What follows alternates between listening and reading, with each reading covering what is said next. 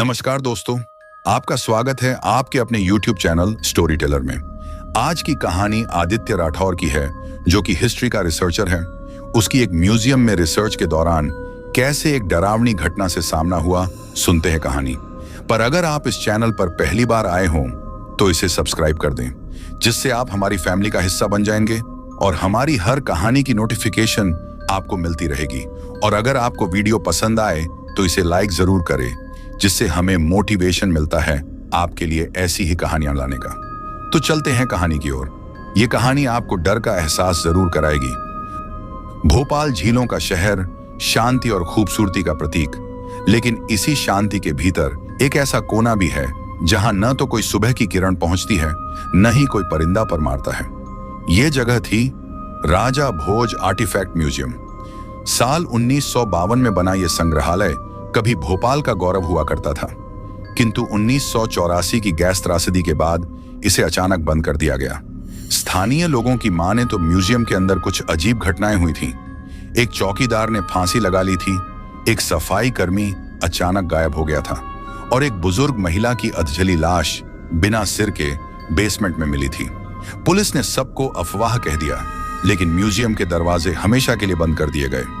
अब 2025 में सरकार ने इसे फिर से खोलने का निर्णय लिया है, नवीनीकरण और रिसर्च के नाम पर। इसकी जिम्मेदारी सौंपी गई थी एक इतिहास प्रेमी युवा को, आदित्य राठौर। आदित्य दिल्ली यूनिवर्सिटी से इतिहास में गोल्ड मेडलिस्ट था। उसे पुरानी इमारतों और उन पर मंडराते रहस्यों से बेहद लगाव था। उसके साथ थे साक्षी शर्मा, एक तेज तर्रार फोटोग्राफर जो रहस्यमयी जगहों को अपने कैमरे में कैद करने के लिए जानी जाती थी। करण मल्होत्रा, पुरातत्व में एमफिल, मूर्तियों और शिलालेखों का ज्ञानी। अनुजा खन्ना, इतिहासकार और संग्रहालयों में डॉक्यूमेंटेशन की एक्सपर्ट। 13 जून 2025 सुबह 11:15। एक पुरानी जीप धीमे धीमे कंक्रीट की जर्जर सड़क पर धूल उड़ाते हुए म्यूजियम के पास पहुंचती है। चारों तरफ सूखी घासें, टूटी हुई दीवारें और दरवाजे पर लगा लोहे का भारी ताला। यहां तो जैसे वक्त भी दम तोड़ चुका है, साक्षी ने धीमे से कहा, कैमरे को गर्द से बचाते हुए। करण ने ताले को हथौड़ी से तोड़ा। दरवाजा खोलते ही जैसे एक बदबूदार सांस भीतर से बाहर आई। वो गंध थी, बासी, सड़ी हुई लकड़ी, पुराने कपड़ों और किसी बासी मौत की। साफ सफाई में थोड़ा वक्त लगेगा, अनुजा ने नकाब पहनते हुए कहा। मगर आदित्य चुप था। उसका ध्यान बाईं दीवार पर लगे एक पत्थर के चेहरे पर अटका हुआ था। एक अजीब सी मुस्कान, लेकिन आंखें जैसे जीती जागती हों। टीम ने पहला दिन सफाई, मापन और लाइट व्यवस्था में लगाया। दीवारों पर उभरे अजीब पेंटिंग्स, फटी पुरानी वर्दियां और एक कांच में बंद लाल जोड़ा, जिसने अनुजा को घंटों रोक रखा था। शाम होते होते आदित्य ने कहा, नीचे बेसमेंट में चलो। नक्शे के मुताबिक वहां एक आर्टिफैक्ट स्टोरेज है। लोहे की जंजीर से बंद बेसमेंट का दरवाजा किसी कारागार जैसा दिखता था। उसकी कुंजी ढूंढने पर नहीं मिली तो करण ने एक चाबी बनाने वाले को बुलाया। 7 बजे रात को जब दरवाजा खुला तो एक झटका सा लगा, जैसे कोई झोंका गर्म और बदबूदार नाक में भर गया।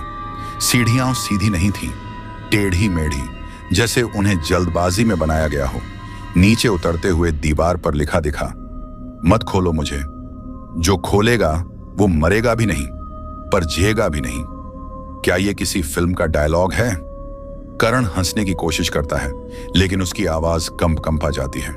नीचे एक बड़ा कमरा था, बंद बक्सों से भरा हुआ, लेकिन दीवार की दाईं ओर एक छोटा लकड़ी का दरवाजा था जो किसी नक्शे में नहीं दिखा था। आदित्य ने जैसे ही उस दरवाजे को छुआ, लकड़ी अपने आप खड़खड़ाई। दरवाजा अपने आप खुल गया। दरवाजे के अंदर सिर्फ अंधेरा था। टॉर्च की रोशनी में दिखा एक मूर्ति, काले पत्थर की, पूरी तरह मानव जैसी, लेकिन उसकी आंखें लाल थीं, असली सी। मूर्ति के पैरों में लिपटा एक कागज था, एक हाथ से लिखा पत्र। ये देवता नहीं, ये पहरेदार है। जिसने इसे छेड़ा उसका वंश रोएगा। ये संग्रहालय नहीं, कैद है। बाहर जो दिखता है वह सजावट है, भीतर जो है वह श्राप है। साक्षी ने तुरंत एक तस्वीर खींची। कैमरा ट्रिगर होते ही बंद हो गया। बैटरी डाउन, उसने झल्लाकर कहा। बैटरी नहीं, कुछ और है। आदित्य की आवाज बदली हुई सी लगी। उसके चेहरे पर पसीना और आंखें, जैसे वो कुछ देख रहा हो जो बाकी नहीं देख पा रहे। अचानक कमरे की लाइट्स अपने आप बुझ गईं। सन्नाटा, फिर दीवार पर एक सरसराहट की आवाज, जैसे कोई उंगलियों से नाखून घिस रहा हो। करण ने टॉर्च फेंकी। रोशनी एक मूर्ति पर पड़ी जो अभी तक सामने थी, लेकिन अब उसका सिर मोड़कर आदित्य की तरफ था। ये मूर्ति तो अभी सीधे देख रही थी। अनुजा घबराई। हमने कुछ खोल दिया है, आदित्य बुदबुदाया।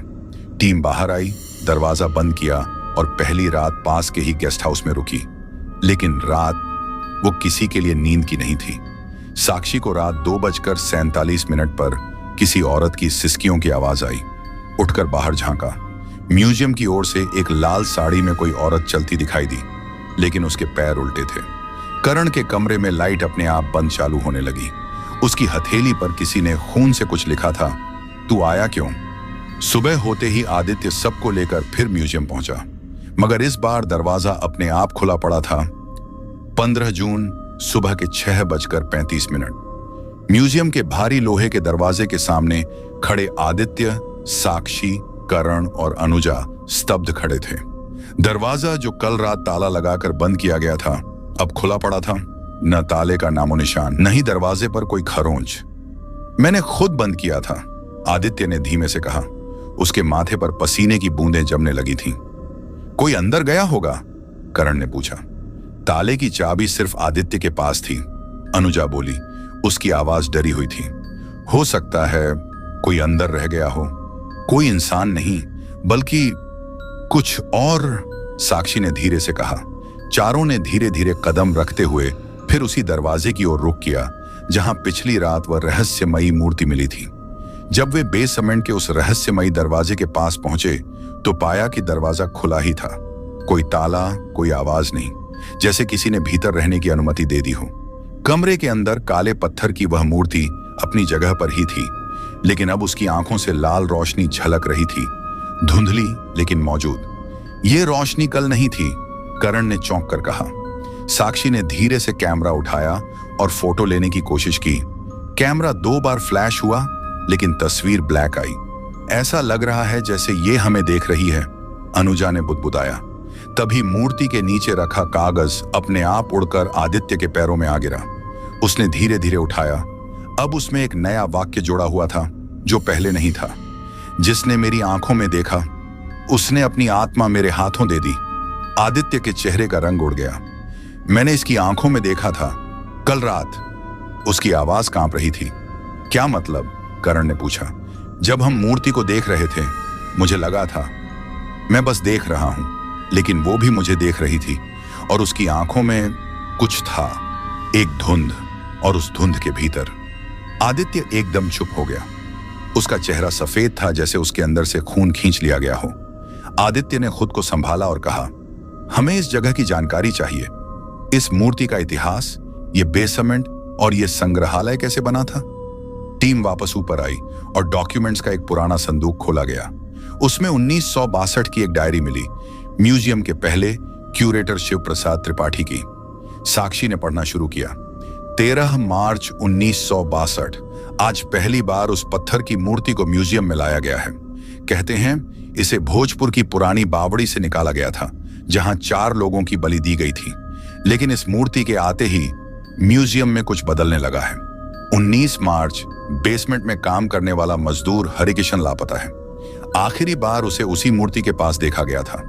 25 मार्च, रात को म्यूजियम में कुछ सरसराहट सी सुनाई दी।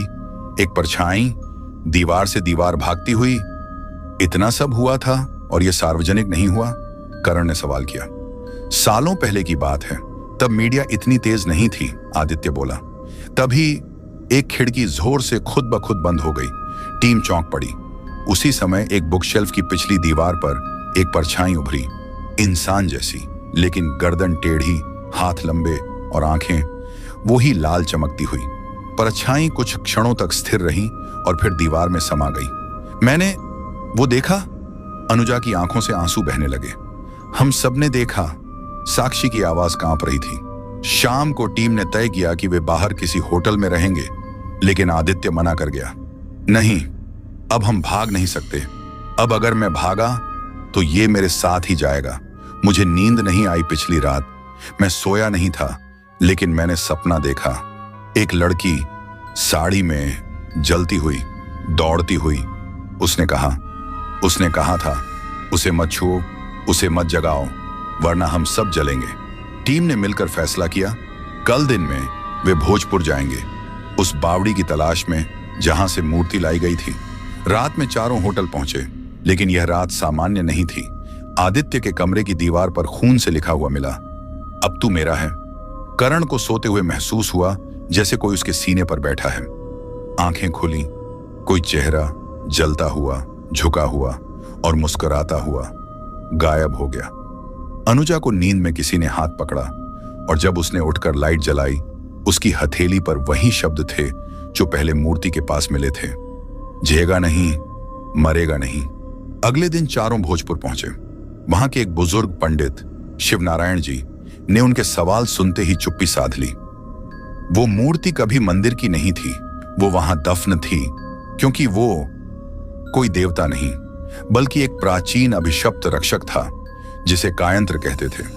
इसे राजा भोज ने एक असुर की आत्मा को कैद करने के लिए बनवाया था। वो मूर्ति जिंदा है, उसकी आंखें इंसान की आत्मा चुराकर खुद को जीवित करती हैं। इसे छेड़ना अपने वंश को मिटाने जैसा है। टीम स्तब्ध थी। क्या हम इसे वापस दफना सकते हैं? आदित्य ने पूछा। अब नहीं, एक बार अगर वो कैद टूट गई हो तो वो किसी नए शरीर की तलाश में रहेगा। पंडित जी ने एक आखिरी बात कही, अगर उसकी तीसरी आंख खुल गई तो म्यूजियम ही नहीं, पूरा शहर श्मशान बन जाएगा। 16 जून दोपहर के 3:10 पर आदित्य, साक्षी, करण और अनुजा भारी मन और भय से भरे मनोबल के साथ भोजपुर से लौटे। कार की खिड़कियों से झांकते हुए वे सब म्यूजियम की तरफ देखने से बच रहे थे, पर आदित्य की नजरें बार बार वहीं टिक रही थीं, जैसे वहां कोई उसे देख रहा हो, खींच रहा हो। हमें यह प्रोजेक्ट छोड़ देना चाहिए आदित्य, अनुजा ने झुकी नजर से कहा। अब कुछ भी हमारे हाथ में नहीं है, आदित्य ने बिना पलक झपकाए कहा। हमने उसे जगा दिया है और अब उसे वापस सुलाना हमारा फर्ज है, या शायद हमारी सजा। करण बुदबुदाया। जैसे ही कार म्यूजियम के नजदीक पहुंची, सबकी नजर दरवाजे पर गई। आज भी दरवाजा अपने आप खुला था, मगर इस बार बात कुछ अलग थी। दरवाजे के ऊपर एक नई आकृति उभरी हुई थी, एक त्रिशूल जैसा चिन्ह जिसके बीच में एक तीसरी आंख बनी हुई थी और उसमें से धुआं निकल रहा था। चारों ने डरते डरते अंदर कदम रखा। म्यूजियम में अब वो पुरानी सड़ांध नहीं थी, अब वहां एक अजीब सी ठंडक थी, ऐसी ठंडक जो हड्डियों को काटती थी मगर पसीना भी लाती थी। दीवारों से हल्की हल्की भाप उठ रही थी, जैसे वहां कोई सांस ले रहा हो। मेन हॉल में खड़े होते ही साक्षी चौंकी। क्या तुमने वो सुना? क्या? आदित्य ने पूछा। किसी लड़की की हंसी बहुत पास से। करण ने धीरे से मोबाइल रिकॉर्डर चालू कर दिया। श्श्श। उन्होंने सबने कुछ सेकंड तक ध्यान दिया। आदित्य, एक धीमी टूटी सी लड़की की आवाज कमरे में गूंज गई, मगर कोई नजर नहीं आया। करण ने रिकॉर्डिंग चेक की, उसमें एक फीकी आवाज आई, तू नहीं बच सकता, तूने मेरी आंखों में देखा है। टीम दोबारा बेसमेंट में उतरी। अब तक वह मूर्ति बिल्कुल वैसी ही दिख रही थी, लेकिन उसकी आंखों में लाल रोशनी और तेज हो चुकी थी। मगर इस बार उसकी माथे पर एक तीसरी आंख की आकृति स्पष्ट दिखाई दे रही थी, जैसी पहले कभी नहीं थी। आदित्य ने कंपाते हुए मूर्ति की ओर हाथ बढ़ाया, तभी कमरे की दीवारें धड़ धड़ करने लगीं, जैसे किसी ने अंदर से पीटना शुरू कर दिया हो। हट जा आदित्य, साक्षी चिल्लाई, मगर आदित्य आगे बढ़ता रहा। उसकी आंखें मूर्ति की आंखों में फिर से अटक चुकी थीं। फिर मूर्ति की तीसरी आंख धीरे धीरे खुलने लगी। जैसे ही तीसरी आंख पूरी खुली, कमरे की सारी लाइट्स बुझ गईं और अगले ही पल कमरे की दीवारों से सैकड़ों चेहरों की आकृतियां उभर आईं। अधजली अधमरी आत्माएं, जिनकी आंखों में सिर्फ एक ही बात थी, याचना। हमें मुक्त करो, हमें जला दिया गया, हम सिर्फ गवाह थे। करण ने टॉर्च जलाने की कोशिश की, मगर उसका बल्ब फट गया। तभी एक साया, एक जलती हुई लड़की की छाया मूर्ति के पास प्रकट हुई। वह रो रही थी और धीरे धीरे बुदबुदा रही थी। मुझे जिंदा जला दिया गया क्योंकि मैंने उस मूर्ति की सच्चाई जान ली थी। मैं क्यूरेटर त्रिपाठी की बेटी थी, नंदिता, उसने मुझे उस राक्षसी मूर्ति की बलि चढ़ा दिया ताकि वो अमर बन सके। मगर अब मैं अधूरी हूं, मेरी आत्मा फंसी है। जब तक यह मूर्ति नष्ट नहीं होती, मैं मुक्त नहीं हो सकती। साक्षी की आंखों से आंसू बह निकले। क्या हम तुम्हारी मदद कर सकते हैं? उसने पूछा। लड़की की आत्मा ने कहा, तुम्हें उसकी तीसरी आंख को नष्ट करना होगा, लेकिन ध्यान रहे वह अब जाग चुका है और आदित्य अब उसका हिस्सा है। आदित्य, जो अब तक चुप था, अचानक बोल पड़ा, मैं ठीक हूं। लेकिन उसकी आवाज वह आदित्य की नहीं थी। आदित्य की आंखें अब हल्की लाल हो चुकी थीं। उसकी गर्दन थोड़ी तिरछी हो चुकी थी और उसके चेहरे पर वही मुस्कान थी जो उस मूर्ति पर थी। मुझे अब उसकी जरूरत नहीं, मैं अब खुद जाग चुका हूं। आदित्य की आवाज भारी और दोहरी हो चुकी थी। अनुजा और करण भागने लगे, मगर दरवाजा अपने आप बंद हो गया। साक्षी चीखी, आदित्य वापस आओ! मगर आदित्य अब पूरी तरह से कायंत्र बन चुका था, उस शापित मूर्ति का जीवित रूप। वह धीरे धीरे मूर्ति के पास गया और उसकी तीसरी आंख को छूते ही एक भयानक विस्फोट हुआ। दीवारें हिल गईं, जमीन दरकने लगी। मूर्ति में से काले धुएं का एक सर्पाकार बवंडर उठा और बेसमेंट में हर जगह एक जलती हुई राख फैल गई। 17 जून रात के ठीक 12:01। भोपाल का पुराना संग्रहालय अब एक साई साई करती खंडहर में बदल चुका था। चारों ओर राख बिखरी थी, दीवारों में दरारें थीं और नीचे बेसमेंट का दरवाजा, जो कल तक छुपा हुआ था, अब आधा जला हुआ पूरी तरह खुला पड़ा था। साक्षी, करण और अनुजा मलबे में पड़े हुए थे। हर तरफ धुआं, राख और एक भयानक सन्नाटा। साक्षी की आंखें खुलीं तो सबसे पहले उसने देखा, सामने जमीन पर आदित्य बेसुध पड़ा है, मगर उसका चेहरा अब बदल चुका था। तीसरी आंख वाली छाया जो उसमें समा गई थी अब गायब थी। आदित्य! साक्षी ने लड़खड़ाते हुए उसे झकझोरा। आदित्य ने आंखें खोली और एक सांस भरते हुए बोला, वो चला गया। लेकिन तभी दीवार से एक काली आकृति निकलकर हवा में तैरने लगी। वही आवाज जो आदित्य की नहीं थी गूंजी, मैं अधूरा नहीं हूं, मैं अमर हूं, और अब मैं इस शरीर को छोड़कर पूरे शहर में फैलूंगा। करण को अचानक शिव प्रसाद त्रिपाठी की पुरानी डायरी की बात याद आई।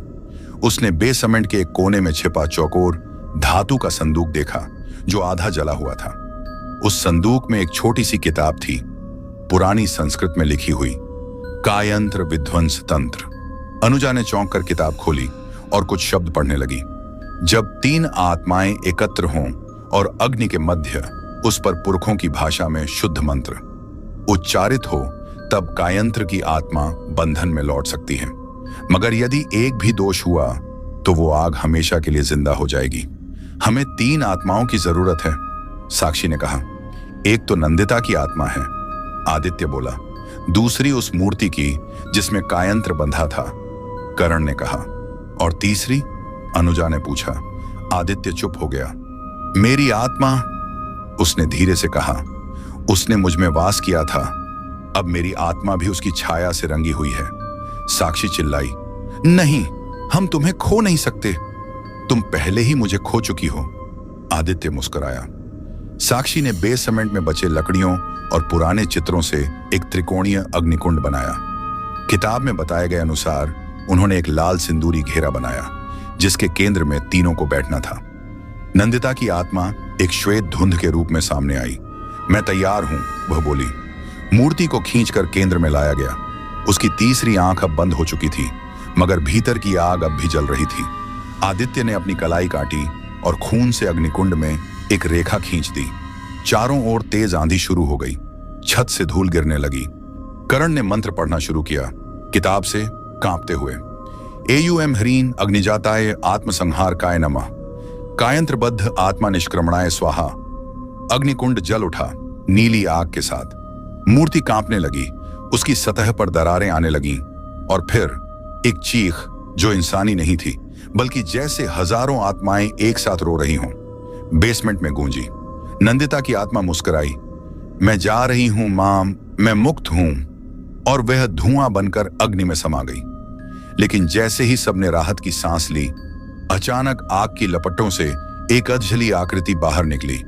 वो वही कायंत्र था, अधूरा मगर अब और भी भयानक। तुमने मुझे बांधने की कोशिश की? वह दहाड़ा। उसने सीधा आदित्य की तरफ देखा।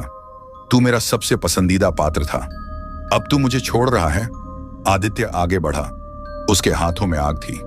तेरे ही जरिए मैं तुझे खत्म करूंगा, उसने कहा और पूरे शरीर को अग्निकुंड में धकेल दिया। आदित्य, मूर्ति और वह राक्षसी छाया तीनों अग्नि में समा गए। एक विशाल चीख और फिर शांत। पूरी बेसमेंट में सिर्फ राख उड़ रही थी। 18 जून सुबह 6 बजे साक्षी, करण और अनुजा तीनों म्यूजियम से बाहर निकले। पुलिस, मीडिया और आसपास के लोग खड़े थे, मगर किसी को नहीं पता था कि अंदर किस भयावहता का अंत हुआ। कलेक्टर ने म्यूजियम को हमेशा के लिए सील करवा दिया। लेकिन 3 दिन बाद जब साक्षी अपने घर की बालकनी में बैठी थी तो अचानक टेबल पर एक पुराना पर्चा उड़कर गिरा। उस पर वही हस्ताक्षरित शब्द थे, जिएगा नहीं, मरेगा नहीं, अब भी बाकी है कहानी। और वहीं सामने की दीवार पर तीसरी आंख का हल्का निशान था, बिल्कुल वैसा ही जैसा मूर्ति पर था। भोपाल, 20 सितंबर। 3 महीने बीत चुके थे। म्यूजियम को अब भी सील बंद रखा गया था। उसके चारों ओर पुलिस का पहरा था। दीवारों पर सरकारी मोहरें थीं और जगह जगह अंदर जाना मना है के बोर्ड लटक रहे थे। शहर ने मान लिया था कि वहां कोई हादसा हुआ था, लेकिन असलियत सिर्फ 3 लोग जानते थे, साक्षी, करण और अनुजा। आदित्य अब नहीं था, या कम से कम इस दुनिया में नहीं था। साक्षी अब अपने घर में अकेली नहीं रह पाती थी। रात को वह अक्सर खिड़की पर खड़ी रहती और दूर म्यूजियम की ओर देखती। उसे महसूस होता जैसे कोई उसे देख रहा हो। हर बार जब वो आईना देखती तो उसमें एक परछाई खड़ी होती, एक जली हुई आकृति जो सिर्फ एक पल के लिए दिखती और फिर गायब हो जाती। एक रात उसने अपने कमरे की खिड़की बंद करने के लिए पर्दा हटाया तो उसे सामने म्यूजियम की छत पर कोई खड़ा दिखाई दिया। काले कपड़े में, बिना चेहरा, बस एक तीसरी आंख चमक रही थी। 21 सितंबर की सुबह समाचारों में एक खबर आई, स्थानीय इतिहासकार करण सोलंकी की रहस्यमयी मौत। शव पूरी तरह जल चुका था, मगर आसपास कोई आग नहीं मिली। शव के पास सिर्फ एक चीज मिली, एक छोटी मूर्ति जिसके माथे पर तीसरी आंख बनी थी। अनुजा ने डर से कांपते हुए साक्षी को फोन किया। वो वापस आ गया है। कौन? साक्षी ने फुसफुसाते हुए पूछा, आंखों में आंसू लिए। आदित्य नहीं, कायंत्र, और वो हमें बारी बारी से लेगा। वही किताब कहती थी, यदि एक आत्मा अधूरी रह गई तो वह समय के साथ पुनर्जन्म लेकर लौटती है। साक्षी और अनुजा ने तय किया, म्यूजियम में फिर से जाना ही होगा। वो अब डर कर नहीं, अंतिम फैसला करने के लिए जाएंगी। रात 11:30 उन्होंने दीवार फांदी और मलबे में उतर गईं। बेसमेंट अब पूरी तरह टूट चुका था, मगर एक चीज जस की तस थी, वही मूर्ति। मगर अब उसमें सिर्फ 2 आंखें थीं, तीसरी गायब थी। इसका मतलब क्या हुआ? अनुजा ने डरते हुए पूछा। साक्षी धीरे से बोली, तीसरी आंख अब इस मूर्ति में नहीं है, वो अब किसी इंसान में है। तभी पीछे से एक आवाज आई, तुम्हें मुझे दोबारा जगह नहीं चाहिए था।